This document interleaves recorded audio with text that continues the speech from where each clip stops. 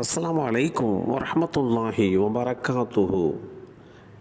எண்ணி கணக்கு பார்த்தல்.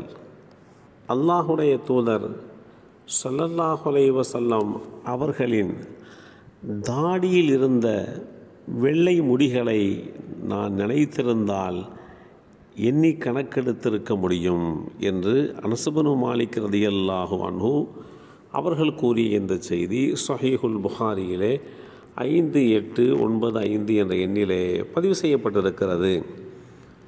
பிறந்த நொடி முதல் நம் வாழ்க்கைக்கு கணக்கு துவங்கி விடுகிறது. வாழ்வில் ஒவ்வொரு நாளும் ஒவ்வொரு கணிதம் பிணைந்துள்ளது. இதை புரிந்து கொண்டால் கணிதம் மிகவும் இலகுவானதே. இன்று நாம் வாழ்வோடு இரண்டர கலந்துவிட்ட கணிதத்தை சிலர் கற்பதற்கு பெரிதும் சிரமப்படுகின்றனர். கணிதம் அது கஷ்டமானது, கணிதவியல் சிரமமானது என்றெல்லாம் சொல்வதுண்டு. இதற்கு காரணம் கணிதம் சிக்கலானது என மனதில் ஆழமாக பதிந்துவிட்டதுதான். ஆனால் கணிதத்தை விரும்பி கற்கும்போது கணக்கும் இனிப்பை தருகின்ற வகையிலே அமைந்து விடுகிறது. பௌதீக சூழலை பற்றி அறிந்து கொள்வதற்கு தேவையான கருவியாக தொழிற்பட்ட கணிதம் பொருட்களை கணக்கிடுதல், அளவிட்டு ஒப்பிடல், கொடுக்கல் வாங்கல் ஆகிய மனிதர்களுடைய அன்றாட தேவைகளை பூர்த்தி செய்யக்கூடிய பொருத்தமான முறையொன்றாக அமைந்துவிட்டது. கணிதம் உயிரியல், மருத்துவவியல், பௌதீகவியல் போன்றவற்றிற்கு மட்டுமன்றி தர்க்கவியல், சமூகவியல் என அனைத்து துறைகளுக்கும் முக்கியமானதாக இருக்கும் அளவிற்கு கணிதம் முக்கியத்துவம் பெற்றுவிட்டது. கணிதமானது எப்போது ஆரம்பமானது என்பதை மிக சரியாக கணக்கிட்டு கூற முடியாது. மிகவும் பழமையான காலத்திலேயே எண்ணுதல் என்னும் உளரீதியான செயல்பாடு மனிதர்களுக்குள்ளே தோன்றியது என்றுதான் கருதப்பட்டு வருகின்றது.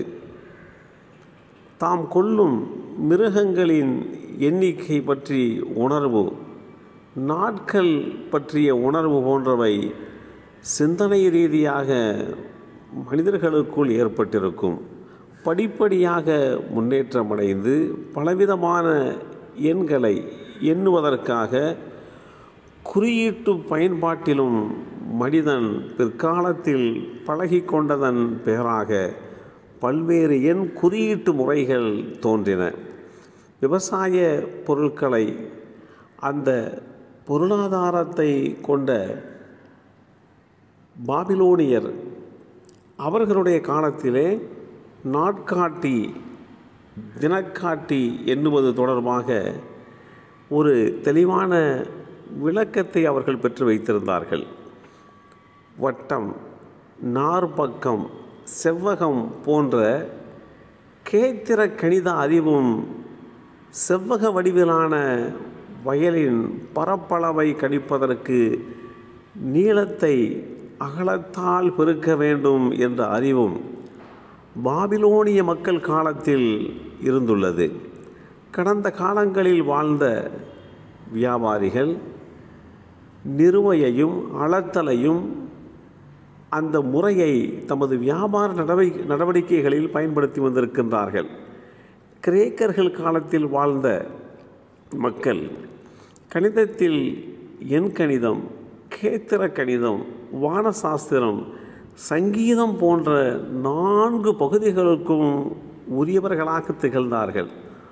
முக்கோண எண்கள், சதுர எண்கள், கூம்பக எண்கள் பற்றி முதலில் அவர்கள்தான் இந்த வையகத்திற்கு அறிய தந்தார்கள் என்பது நிதர்சனமான உண்மை என்பதை வரலாற்று ஆய்வுகள் தெளிவுபடுத்துகின்றன. கணிதத்தை இலகுவாக பயிற்சி எடுத்து கொள்ள வேண்டும்.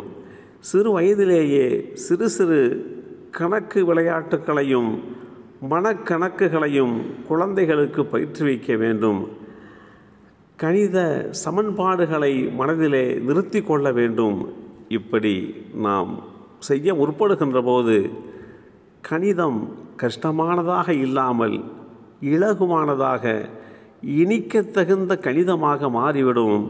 எல்லாம் வல்ல அல்லாஹ் அருள்பாலிப்பானாக. அஸ்ஸலாமு அலைக்கும் வரஹ்மத்துல்லாஹி வபரகாத்துஹு.